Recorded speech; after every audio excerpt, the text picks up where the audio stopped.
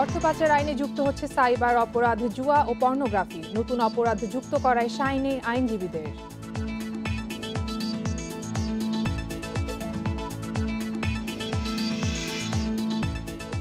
বিদেশি চ্যানেলে বিজ্ঞাপনে বছরের ক্ষতি ২,০০০ কোটি টাকা। স্বার্থ বিরোধী দাবি মানা হবে না, জানালেন অর্থমন্ত্রী।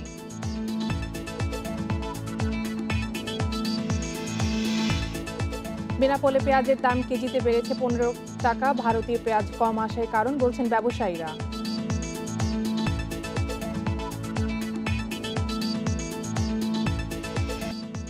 আমন্ত্রণ অর্থনীতি সারাদিনে আপনাদের সঙ্গে আছি আমি কপ্তিয়া মুমতাহানা। শুনছিলেন শিরোনাম, এবারে জানাবো বিস্তারিত।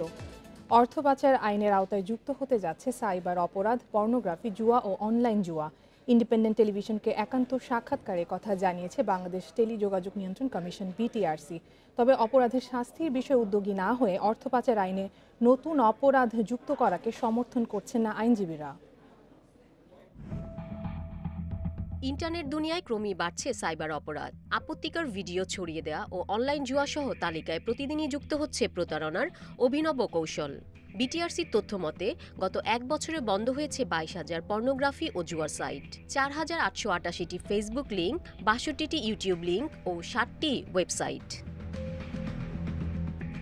বিটিআরসি জানায়, ইন্টারনেট বা তরঙ্গ ব্যবহারের মাধ্যমে অপরাধমূলক লেনদেন, পর্নোগ্রাফি, জুয়া ও অনলাইন জুয়াকে অর্থ পাচারের আওতায় যুক্ত করার পরিকল্পনা রয়েছে। এ বিষয়ে বাংলাদেশ ফিনান্সিয়াল ইন্টেলিজেন্স ইউনিট একটি প্রস্তাব দিয়েছে। এর পেছনে যারা বিনিয়োগ করে, এর পেছনে যারা ছোটে, মূল কারণ হচ্ছে অর্থ, সেটা দেশেই হোক বিদেশেই হোক। এই জন্য মানি লন্ডারিং একটা গুরুত্বপূর্ণ বিষয় এই সমস্ত কাজে। এই জন্য প্রস্তাবটা করা হয়েছে। এর সাথে সরকারের বিভিন্ন সংস্থা, মন্ত্রণালয়, বিভাগের সাথে যুক্ত আছে। এটা সম্মিলিতভাবে একটা সিদ্ধান্ত এটা আসতে হবে। অর্থ পাচার আইনে এসব অপরাধকে যুক্ত করার যুক্তি দেখছেন না আইনজীবীরা। তাদের মতে প্রচলিত আইনে এই ধরনের অপরাধের বিচার সম্ভব। নতুন নতুন অপরাধ যুক্ত করতেছেন, নতুন নতুন মানি লন্ডারিং এর ডেফিনিশন এক্সটেন্ড করতেছেন, কিন্তু অপরাধীদের কিন্তু ধরার বিষয়ে কোনো পদক্ষেপ নেওয়া হয়েছে বলে আমি লক্ষ্য করিনি। যে কর্মকাণ্ডগুলোকে মানি লন্ডারিং অফেন্সের অন্তর্ভুক্ত করতে চান, ওইগুলাকে আগে অপরাধ হিসেবে ঘোষণা করে তারপরে এখানে অন্তর্ভুক্ত করা যাবে। অপরাধীকে শাস্তির আওতায় আনলেই অর্থ পাচার সহ সব ধরনের সাইবার অপরাধ বন্ধ করা সম্ভব বলে মনে করেন আইনজীবীরা। Irin Khatun, Independent News, Dhaka. এই বিষয় নিয়ে আলোচনা করতে আমাদের সঙ্গে যুক্ত হচ্ছেন বিটিআরসির মহাপরিচালক ব্রিগেডিয়ার জেনারেল নাসিম পারভেজ। জনাব নাসিম, আপনাকে স্বাগত জানাচ্ছি অর্থনীতি সারাদিনে। তো আমরা দেখছিলাম প্রতিবেদনে যে মানি লন্ডারিং আইনে নতুন কিছু বিষয় যুক্ত করার প্রস্তাব করা হয়েছে। তো এই যে বিষয়গুলো, এগুলি যুক্ত করার আসলে কারণটা কি?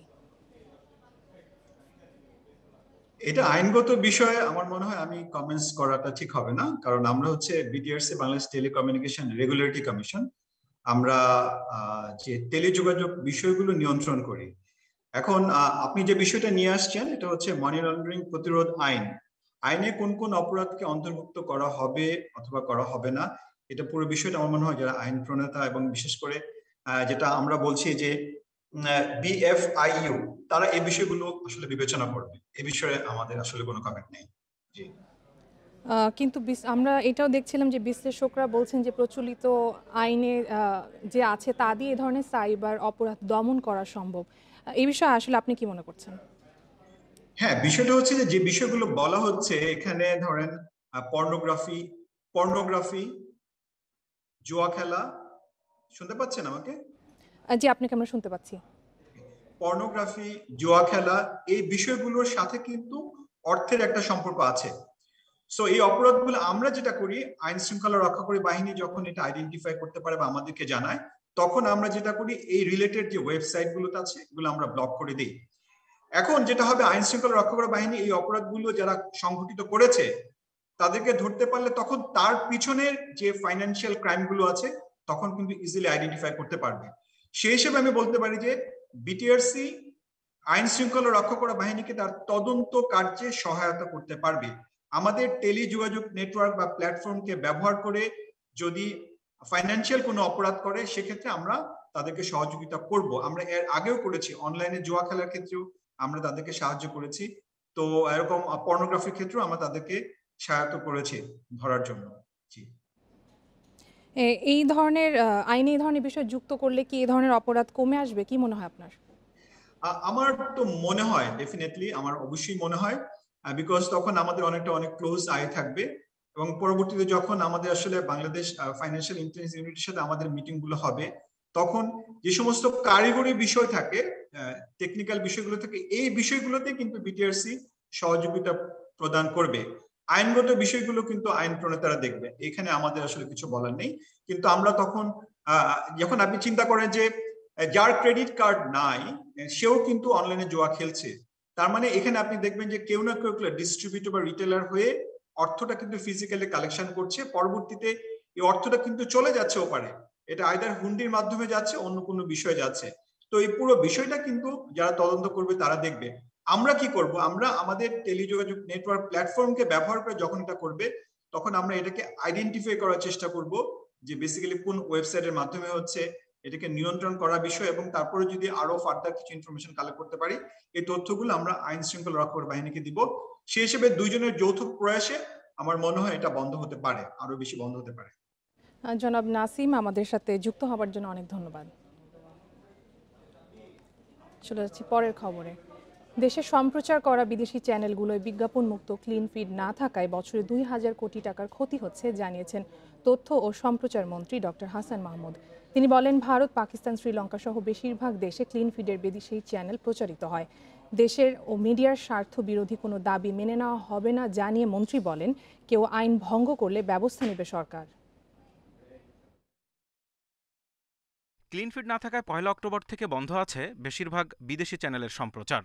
তথ্য সম্প্রচার মন্ত্রী হাসান মাহমুদ সচিবালয়ে রোববার দুপুরে সাংবাদিকদের বলেন, তথ্য মন্ত্রণালয় কোনো চ্যানেল বন্ধ করেনি। মন্ত্রী বলেন, বাংলাদেশের আকাশ উন্মুক্ত, তবে দেশের আইন মেনেই যে কোনো সম্প্রচার চালাতে হবে। বিদেশি চ্যানেলের ক্লিন ফিড সম্প্রচারের জন্য কেবল অপারেটররা ২ বছর সময় নিয়েছিল জানিয়ে তিনি বলেন, সেই সময় পার হওয়ায় সম্প্রচার বন্ধ করে দেওয়া হয়েছে। এই আইনকে দিনের পর দিন বৃদ্ধাঙ্গুলি প্রদর্শন এবং আমাদের দেশের আইনকে তোয়াক্কা না করা, আশেপাশের সব দেশেতে আইন বাস্তবায়িত হয়েছে, এবং যে কেউ বলছে ডিজিটালাইজ না হওয়া পর্যন্ত, কেউ বলছে ডিজিটালাইজ না হওয়া পর্যন্ত এই আইন শিথিল রাখার জন্য। ভারতে তো পুরো ভারতবর্ষ ডিজিটালাইজড হয় নাই, পাকিস্তানেও তো ডিজিটালাইজড হয় নাই, শ্রীলঙ্কাও তো পুরোটা ডিজিটালাইজড হয় নাই, সেখানে তো আইন কার্যকর আছে। মন্ত্রী জানান, দেশে BBC, CNN, Al Jazeera, France TV, Animal Planet সহ ১৭টি চ্যানেলের ক্লিন ফিড আসায় এগুলো চলতে বাধা নেই। পাইরেসি করে কোনো কেবল নেটওয়ার্ক ডাউনলিঙ্ক করছে বলেও জানান তিনি। ১৭টি বা তার চেয়ে বেশি চ্যানেল ক্লিন ফিড আসে, সেগুলো কিন্তু অনেকে চালাচ্ছেন না, যেটি কেবল অপারেটর লাইসেন্সের শর্ত ভঙ্গ। সুতরাং কেউ শর্ত ভঙ্গ করলে সেই শর্ত ভঙ্গের অপরাধে অভিযুক্ত হবেন। যে সমস্ত চ্যানেল ক্লিন ফিড পাঠায় না, তাদের কিন্তু এজেন্ট আছে, এবং এই দায়িত্ব হচ্ছে সংশ্লিষ্ট চ্যানেলের এবং এজেন্টের। দেশের স্বার্থবিরোধী কোনো অবস্থান না নেয়ার আহ্বান জানিয়ে তথ্যমন্ত্রী বলেন, সরকার যে সিদ্ধান্ত নিয়েছে তা কার্যকর থাকবে। বিদেশি চ্যানেল সম্প্রচার বিষয়ে যে কোনো আলোচনা দেশের আইন মেনেই হতে হবে জানান মন্ত্রী। Zahidul Bashar, Independent News, Dhaka. E commerce প্রতিষ্ঠান অরেঞ্জের চেয়ারম্যান সোনিয়া মেহজাবিন, এমডি মাসুকুর রহমান সহ 7 জনের বিরুদ্ধে আদালতে অর্থ আত্মসাতের মামলা দায়ের হয়েছে। গ্রাহকের 9,53 লাখ টাকার আত্মসাতের অভিযোগে রোববার ঢাকা মেট্রোপলিটন ম্যাজিস্ট্রেট মোর্শেদ আল মামুন ভূঁইয়ার আদালতে এই মামলা করা হয়। 27 জন ভুক্তভোগীর পক্ষে মোহাম্মদ নাসিম প্রধান নামের এক ব্যক্তি মামলার আবেদন করেন। মামলার এজাহারে বলা হয়েছে, আসামিরা স্বল্প মূল্যে বিভিন্ন পণ্য বিক্রির জন্য অরেঞ্জের ওয়েবসাইটে অফার দিয়ে থাকেন। সেসব পণ্য সরবরাহের জন্য গ্রাহকদের কাছ থেকে অগ্রিম মূল্য নেন আসামিরা। এভাবে এই মামলায় 27 জন ভুক্তভোগীর বিভিন্ন পণ্যের অগ্রিম মূল্য বাবদ মোট 9,53,51,079 টাকা গ্রহণ করে রসিদ দেন আসামিরা।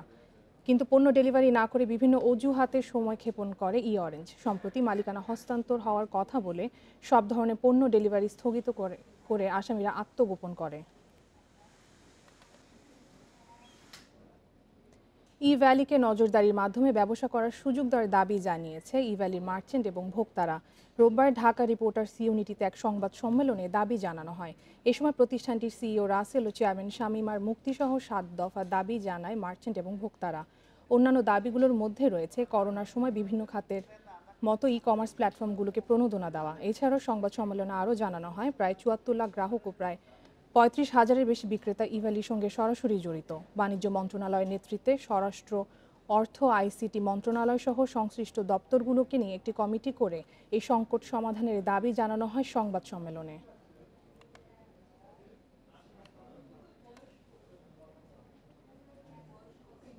জলবায়ু পরিবর্তনের চ্যালেঞ্জ মোকাবিলায় 1 বছরের পরিবর্তে 5 বছর মেয়াদী দীর্ঘ পরিকল্পনা নেওয়ার পরামর্শ বিশেষজ্ঞদের। পরিবেশের ক্ষতি কমাতে কেবল উন্নত দেশ নয়, সব দেশকেই আরও দায়িত্ববান হওয়ার তাগিদ তাদের। রোববার অনলাইনে জলবায়ু অর্থায়ন নিয়ে এক আন্তর্জাতিক সম্মেলনে উঠে আসে এসব কথা। এ সময় বক্তারা বলেন, প্রযুক্তির দিক দিয়ে উন্নত এবং ধনী দেশগুলোকে জীবাশ্ম জ্বালানি ব্যবহার কমাতে হবে। নবায়নযোগ্য জ্বালানি বা বিকল্প উৎস খুঁজতে গবেষণা করতে হবে। সৌর বিদ্যুতের পাশাপাশি বায়ুকে নবায়নযোগ্য এবং সাশ্রয়ী শক্তির উৎস হিসেবে বিবেচনা করার পরামর্শ দেন বক্তারা। জলবায়ুর ক্ষতি মোকাবেলায় প্রতি বছর $1000 কোটি দেওয়ার প্রতিশ্রুতি দিয়েছে ধনী দেশগুলো, কিন্তু এই অর্থ যথেষ্ট নয় বলে মনে করছেন বিশেষজ্ঞরা। আমাদের এখন পরিবেশের ক্ষতির সম্মুখীন দেশগুলোর দিকে বেশি নজর দিতে হবে, যার জন্য প্রতিটি দেশকেই জলবায়ু তহবিলের প্রাপ্যতা নিশ্চিত করতে হবে। জলবায়ু পরিবর্তন মোকাবিলায় নীতি নির্ধারকদের গুরুত্ব বিবেচনায় অর্থায়ন সিদ্ধান্ত নেওয়া উচিত। যশোরের বেনাপোলে বিভিন্ন বাজারে পেঁয়াজের দাম কেজিতে বেড়েছে 15 থেকে 20 টাকা পর্যন্ত। ভারতীয় পেঁয়াজ কম আসায় দাম বেড়েছে বলে জানিয়েছেন ব্যবসায়ীরা। বেনাপোল, নাভারন, শার্শা সহ বিভিন্ন সবজির বাজারে গত 3 দিনের ব্যবধানে পেঁয়াজের দাম বেড়ে গেছে। 30 থেকে 40 টাকা দরের প্রতি কেজি পেঁয়াজ এখন বিক্রি হচ্ছে 50 থেকে 60 টাকায়। দাম বেড়ে যাওয়ার বিপাকে পড়েছেন ক্রেতারা। তবে কোনো বাজারে নেই প্রশাসনের নজরদারি। পেঁয়াজের বাজার নিয়ন্ত্রণে সরকারি হস্তক্ষেপ চান ভোক্তারা। ইন্ডিয়ান পেঁয়াজ আসা অনেকটাই কমে গেছে, তার কারণে বাংলাদেশি পেঁয়াজের দাম বৃদ্ধি পেয়েছে। ইন্ডিয়ান পেঁয়াজ এখন 42 টাকা 45 টাকা পাই। ইলিশের প্রজনন মৌসুমকে সামনে রেখে মধ্যরাত থেকে শুরু হচ্ছে ইলিশ আহরণ, বিপণন ও পরিবহনে নিষেধাজ্ঞা। চলবে আগামী 25 অক্টোবর পর্যন্ত। নিষেধাজ্ঞা অমান্য করলে প্রশাসনের পক্ষ থেকে শাস্তির বিধান রাখা হয়েছে। সারা বছরই ইলিশ কম বেশি ডিম ছাড়লেও আশ্বিনের অমাবস্যা পূর্ণিমায় ইলিশের ডিম ছাড়ার প্রধান সময়। এই সময় সাগর থেকে ডিম ছাড়তে ইলিশ আসে নদীতে। মা ইলিশ রক্ষা করতে প্রতি বছরের মতো এবছরও মোট 22 দিন নদ নদী ও সাগরে ইলিশ ধরা নিষিদ্ধ করেছে সরকার। মৎস্য বিভাগ বলছে, নিষেধাজ্ঞা বাস্তবায়নে উপজেলা, জেলা প্রশাসন, পুলিশ ও কোস্টগার্ডের সমন্বয়ে নিয়মিত অভিযান পরিচালনা করা হবে। সচেতনতামূলক কার্যক্রম এবং যে আমরা ইলিশ ধরা যাতে এই সময় বন্ধ থেকে বিভিন্ন অভিযান, মোবাইল কোর্ট পরিচালনার কার্যক্রম করব, বরফকলগুলো বন্ধ রাখবো। পাশাপাশি তারা যদি কেউ আইন অমান্য করে তাহলে মৎস্য সংরক্ষণ আইন অনুযায়ী আমরা তাদের বিরুদ্ধে ব্যবস্থা নেব। 22 দিনের নিষেধাজ্ঞা চলাকালে নিবন্ধিত জেলেরা 20 কেজি করে চাল সহায়তা পাবেন। প্রকৃত জেলেরা যাতে দ্রুত এ সহায়তা চাল পান তা নিশ্চিতের তাগিদ উপকূলের জেলেদের। বিভিন্ন তাউরেশের কারণে আমাদের বিভিন্ন লোকরা চাউল পাইতেছে, যারা প্রকৃত জেলে তারা চাউলগুলো পায় না। 20 দিন 22 দিনে কয়টা সংসারের খরচ? আমাকে সমিতি চালাম কি দেয়, কিস্তি চালাই দিতে পারি না। যে চালটা আমাদের জেলেদেরকে দেয়, ওই চালটা যেমন আমাদেরকে অভিযানের লগে লগেই দেয়। এদিকে নিষেধাজ্ঞার সময়ে ভারতীয় জেলেরা দেশের জলসীমায় প্রবেশ করে নির্বিঘ্নে ইলিশ শিকার করে বলে অভিযোগ জেলেদের। এ ধরনের তৎপরতা বন্ধের দাবি তাদের। ভারতীয় জেলেদের ঠেকানো কঠিন হবে। এই মুহূর্তে আসলে এটা ঠেকানোর জন্য কঠিন পদক্ষেপ নেওয়া দরকার। মানে আমরা আর উঠতেছি 2 দিন আগে, তাইলে এরা যে এখন আইবে না বা ধরবে না, এর কি বিশ্বাস আছে? আর তো আমরা বুঝি। গত বছর নিষেধাজ্ঞার এই সময় ছিল 14 অক্টোবর থেকে 4 নভেম্বর পর্যন্ত। রেশমি নন্দী, ইন্ডিপেন্ডেন্ট নিউজ। বগুড়ায় এবার লক্ষ্যমাত্রার চেয়ে বেশি জমিতে আমন ধানের আবাদ হয়েছে, তবে বেশ কিছু এলাকায় দেখা দেয় পোকার আক্রমণ। কৃষি বিভাগ বলছে, পোকা দমনে দ্রুত পদক্ষেপ নেওয়ায় পরিস্থিতি নিয়ন্ত্রণে আছে। কৃষকদের মাঝে সচেতনতা সৃষ্টি সহ বিভিন্ন পরামর্শ দিয়ে যাচ্ছেন তারা। বগুড়া জেলার নন্দীগ্রাম, শেরপুর, কাহালু, দুপচাচিয়া, আদমদিঘি উপজেলায় ধানের আবাদ বেশি হয়। কৃষি বিভাগ বলছে, এবছর লক্ষ্যমাত্রার চেয়ে প্রায় 2000 হেক্টর বেশি জমিতে হচ্ছে আমন ধান। তবে নন্দীগ্রাম উপজেলার 19,380 হেক্টর জমির প্রায় পুরোটাতেই মাজরা পোকার আক্রমণ দেখা দেয়। কিছু কিছু জমিতে আক্রমণ করে কারেন্ট পোকাও। আমনের এবার লক্ষ্যমাত্রা ছিল 1,80,840 হেক্টর, অর্জিত হয়েছে 1,82,555 হেক্টর। এখন পর্যন্ত ধানের বাড়তি ভালো এবং ফলন ভালো হবে আশা করতেছি। কৃষি বিভাগ জানিয়েছে, সময় মতো কৃষকদের সতর্ক করা ও প্রয়োজনীয় পরামর্শ দেওয়ায় বড় ক্ষতির হাত থেকে রক্ষা পাওয়া গেছে। কৃষকরা আগের চেয়ে বেশি সচেতন হওয়ায় এড়ানো গেছে দুর্যোগ। এবছর প্রতি বিঘায় 18 থেকে 20 মণ ধান পাওয়ার আশা কৃষকদের। 15 দিন পর পর ওষুধ দেওয়ার পর মনে করেন যে বর্তমান মনে করেন যে এখন নিয়ন্ত্রণের ভিতরে আসছে। ভূস্খলন হলে ধানটা পড়ে যায়, পড়ে গেলে আমাকে শত তৈরি করে এসে গেল শেষের দিকে এসে আমরা এই ফলনটা পাই না, নষ্ট হয়। এইবার আশা করা যায় ধান নষ্ট হবি না আল্লাহ দিলে। প্রতিবার এবার ধানের ভালো ফলন আশা করা যায়, 18 থেকে 20 মণ ধান আশা করা যায়। উপজেলা কৃষি কর্মকর্তা জানান, পোকার আক্রমণ ঠেকাতে কৃষকদের প্রয়োজনীয় পরামর্শ দিয়ে যাচ্ছেন তারা। বিলানো হচ্ছে সচেতনতামূলক লিফলেট, সেই সাথে পোকা দমনের বিভিন্ন কীটনাশকের প্রাপ্যতাও নিশ্চিত করা হচ্ছে। বিভিন্ন মাঠ পর্যায়ে যে সমস্ত তথ্য আমরা পেয়েছি তাতে সেগুলো ক্ষতির মাত্রা নিয়ন্ত্রণের মধ্যেই আছে, অর্থাৎ কৃষকরা যদি একবার স্প্রে করে তাহলে কিন্তু অনেকটাই কিন্তু সেখানে নিয়ন্ত্রণ অবস্থায় রয়েছে বলে আমার জানা আছে। 1 থেকে 1.5 মাসের মধ্যে এলাকায় শুরু হবে ধান কাটার উৎসব। লক্ষ্যমাত্রা 4,95,000 মেট্রিক টন ধরা হলেও উৎপাদন 5 লাখ মেট্রিক টন ছাড়িয়ে যেতে পারে বলছেন কৃষি কর্মকর্তারা। আমিরুল লতিফ, ইন্ডিপেন্ডেন্ট নিউজ, বগুড়া। এবারে শেয়ার বাজারের খবর। সপ্তাহে প্রথম কার্যদিবসে ঢাকা স্টক এক্সচেঞ্জে মূল্যসূচকের উত্থানে লেনদেন শেষ হয়েছে। এই সময় ডিএসসি এর প্রধান সূচক ডিএসসিএক্স 27 পয়েন্ট বেড়ে অবস্থান করছে 7,356 পয়েন্টে, যা সূচকটি চালুর পর সর্বোচ্চ অবস্থান। তবে লেনদেনের পরিমাণ কিছুটা কমেছে আজ। একই চিত্র চট্টগ্রাম স্টক এক্সচেঞ্জে, বেড়েছে সার্বিক সূচক এবং কমেছে লেনদেনের পরিমাণ। রোববার লেনদেনের শুরু থেকেই মূল্যসূচকের উত্থান ঢাকা স্টক এক্সচেঞ্জে। দিন শেষে প্রধান সূচক ডিএসসিএক্স 27 পয়েন্ট বেড়ে অবস্থান করছে 7,356 পয়েন্টে। সূচক বাড়লেও কমেছে লেনদেন। মোট লেনদেন হয়েছে 2,434 কোটি 19 লাখ টাকা শেয়ার, যা আগের দিনের চেয়ে 63 কোটি 5 লাখ টাকা কম। হাট বদলে অংশ নেওয়া 376টি কোম্পানি ও মিউচুয়াল ফান্ডের মধ্যে দর বেড়েছে মাত্র 109টি প্রতিষ্ঠানের, কমেছে 216টির, অপরিবর্তিত আছে 51টির। সবচেয়ে বেশি লেনদেন হওয়া প্রতিষ্ঠানের তালিকায় আজ প্রথম অবস্থানে রয়েছে লাফার্জ হোলসিম, দ্বিতীয় বেক্সিমকো লিমিটেড, তৃতীয় অবস্থানে ওরিয়েন্ট ফার্মাসিউটিক্যালস। শতাংশের দিক থেকে দরবৃদ্ধি তালিকার শীর্ষে রয়েছে তুংহাই নিটিং অ্যান্ড ডাইং, দ্বিতীয় সোনালী পেপার অ্যান্ড বোর্ড লিমিটেড, তৃতীয় অবস্থানে প্রাইম ফাইন্যান্স। অন্যদিকে চট্টগ্রাম স্টক এক্সচেঞ্জে সার্বিক সূচক বেড়েছে 133.02 পয়েন্ট, অবস্থান করছে 21,510 পয়েন্টে। লেনদেন হয়েছে 79 কোটি 6 লাখ টাকা শেয়ার। ইফাতারা, independent news. এবারে জানাবো বিশ্বের প্রধান প্রধান মুদ্রার সাথে টাকার আজকের বিনিময় হার। অপরিবর্তিত রয়েছে যুক্তরাষ্ট্রের ডলারের দর, বিনিময় হয়েছে 85 টাকা 50 পয়সায়। যুক্তরাজ্যে পাউন্ডের দর বেড়েছে, বিনিময় হয়েছে 118 টাকা 16 পয়সায়। ইউরোর দর কমেছে, বিনিময় হয়েছে 101 টাকা 14 পয়সায়। অপরিবর্তিত ভারতীয় রুপির দর, বিনিময় হয়েছে 1 টাকা 24 পয়সায়। বেড়েছে সৌদি রিয়ালের দর, বিনিময় হয়েছে 22 টাকা 91 পয়সায়। আরব আমিরাতের দিরহামের দর অপরিবর্তিত, বিনিময় হয়েছে 23 টাকা 39 পয়সায়। দর বেড়েছে কুয়েতি দিনারের, বিনিময় হয়েছে 285 টাকা 47 পয়সায়। মালয়েশিয়ান রিঙ্গিতের দরও বেড়েছে, বিনিময় হয়েছে 20 টাকা 56 পয়সায়।